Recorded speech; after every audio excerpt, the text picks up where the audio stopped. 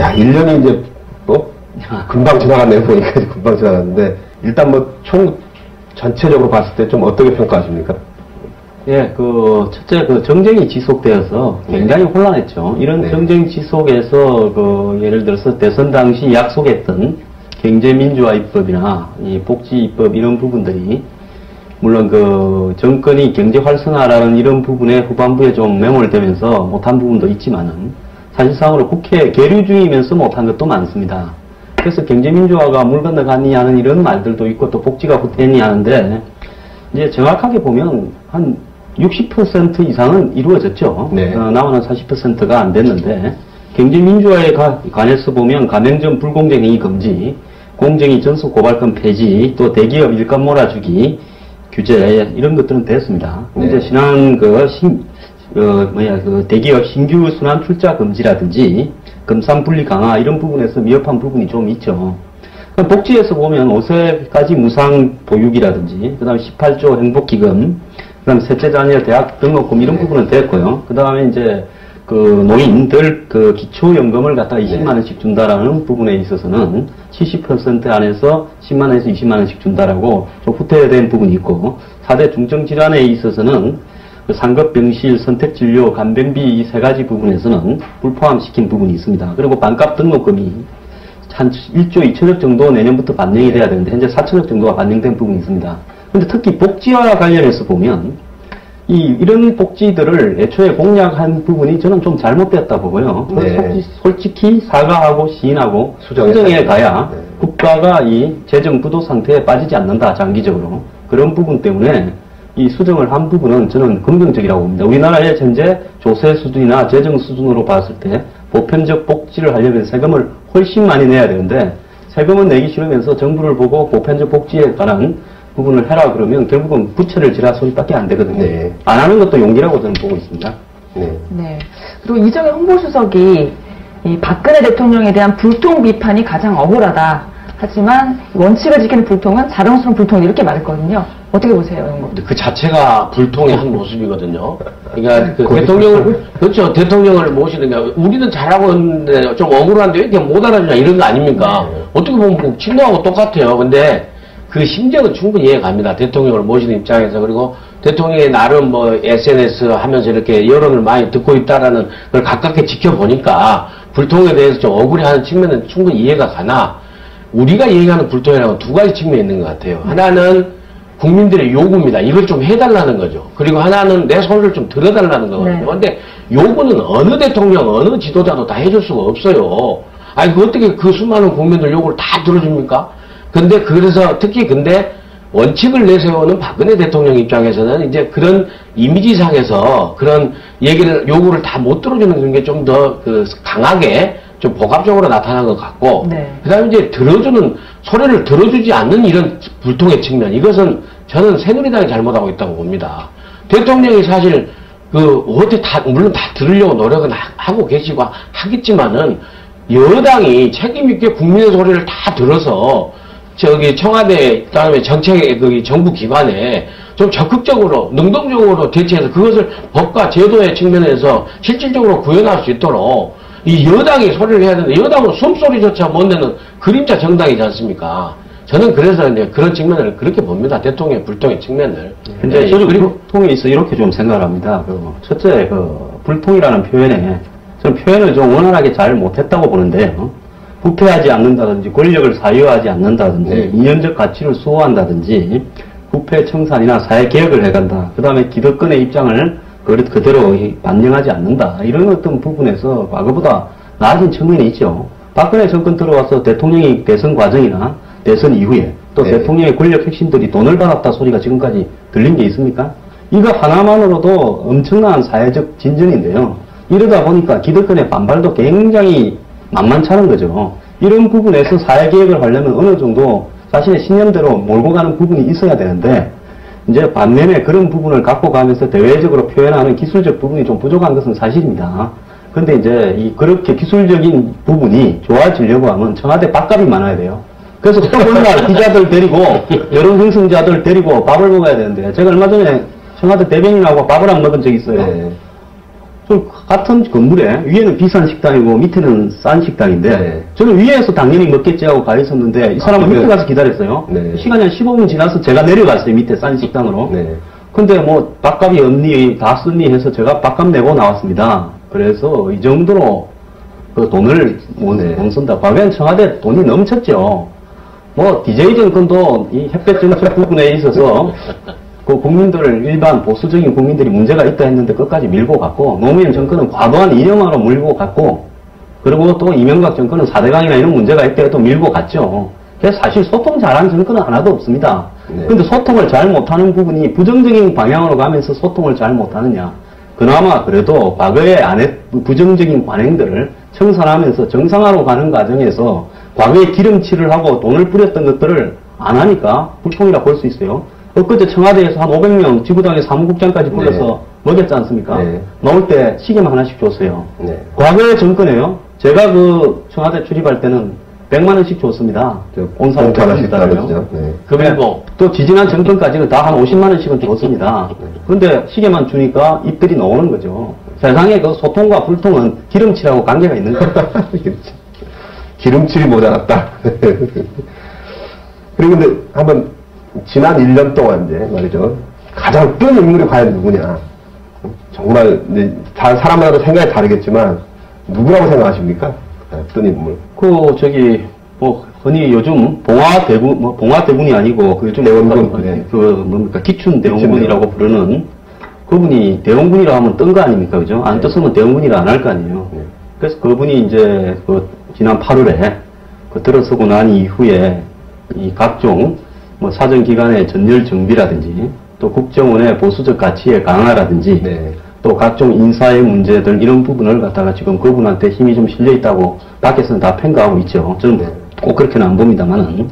저하고 이분이 이제 박근혜 대통령과 코드를 맞추면서 앞으로 상당 기간 현 정권의 방향을 갖다가 결정해 갈 부분이기 때문에 굉장히 네. 중요한 위치에 있다고 보고 있습니다. 그래서 그 비서실장이 예를 들어서 국민 다수를 위한 정책을 그 사회개혁 정책과 부패 청산에 나서면 지지를 받게 될 것이고 그 비서실장에 대해서 흔히 부정적으로 이해한 구시대적인 인물이다라는 그런 가치에 매몰되면 네. 청와대가 이 지지를 못 받게 되겠죠. 그래서 어쨌든 가장 중요한 위치에는 그분이 현재 있다 이렇게 보고 있습니다. 실제로 뜬 인물인 게 반영이 된 게 이번 주 수요일 목요일 갑자기 소문이 퍼지지 않았습니까? 예, 암이 재발됐다. 실장 들어오기 전에 암 수술을 했었는데 그게 재발이 돼서 대통령에게 더 이상 일을 못하겠다 그랬더니 2월까지만 꼭 해주십시오.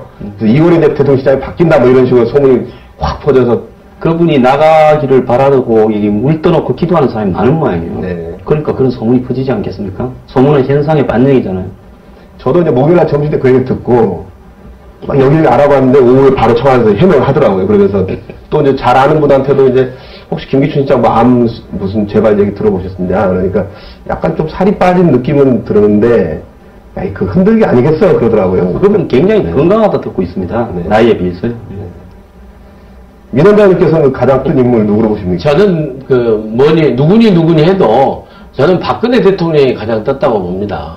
대통령 본인이. 그렇죠. 대통령 본인이. 그러니까 저희 돌이켜보면 79년에 이제 아버지를 잃고 80년부터 18년 동안을 98년 4월 보궐선거 나올 때까지 18년간을 혼자 그 여자의 몸으로 은둔 생활을 하고 98년도에 국회에 대해서 그 뒤로 또 15년 뒤에 어쩌면 그 보수층의 아이콘이라고 할까요?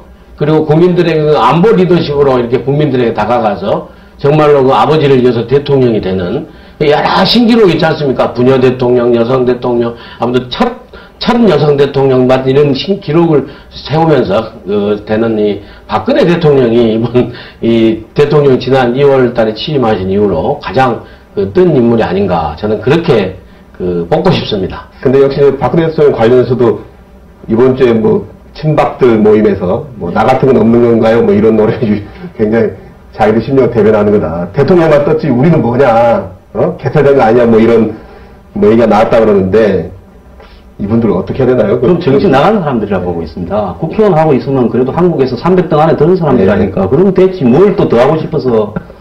그리고 또 뭐, 나 같은 건 없는 건가요? 그럴 만큼 지난 대선에 목숨 걸고 한 사람도 뭐 있습니까? 네. 그래서 예를 들어서 대통령을 만들어서 간다라는 것은 이 국가를 바꾸어서 거기에 자신이 생각하는 가치를 갖다가 반영한다라는 그런 어떤 그 사명이 있어야지.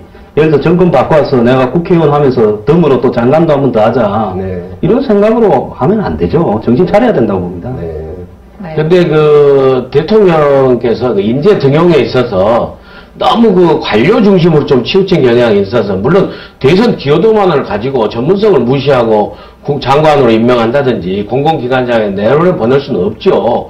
물론 이제 기여도에서 높은 평가를 받는 사람들 중에서 전문성과 도덕성을 갖춘 인재들은 이제 공공기관장이 뭐라냐면 국정 철학을 공유하는 전도사로서 내려보내는 거 당연하다고 저는 봅니다. 언론도 좀 익스큐즈 해주셔야지 너무 낙하산이라고 그냥 부정적으로만 평가하니까 국민 감정이 이제 부추기는 측면이 있는데, 물론 이제 대선 기여를 했든 안 했든 간에 전문성과 도덕성을 갖춘 사람이라면 더더구나 기여를 했으면은 좀 내려보내준 게 인지상정 아니겠습니까? 네. 근데 거기에 이제 못 내려간 전직 의원들이라든지 당뇨들이 이제 좀 그 서운한 감정이 있겠죠. 그래서 이제 그 대통령 시계를 하나씩 제설해서 주지 않나 저는 그렇게 봅니다. 네. 예.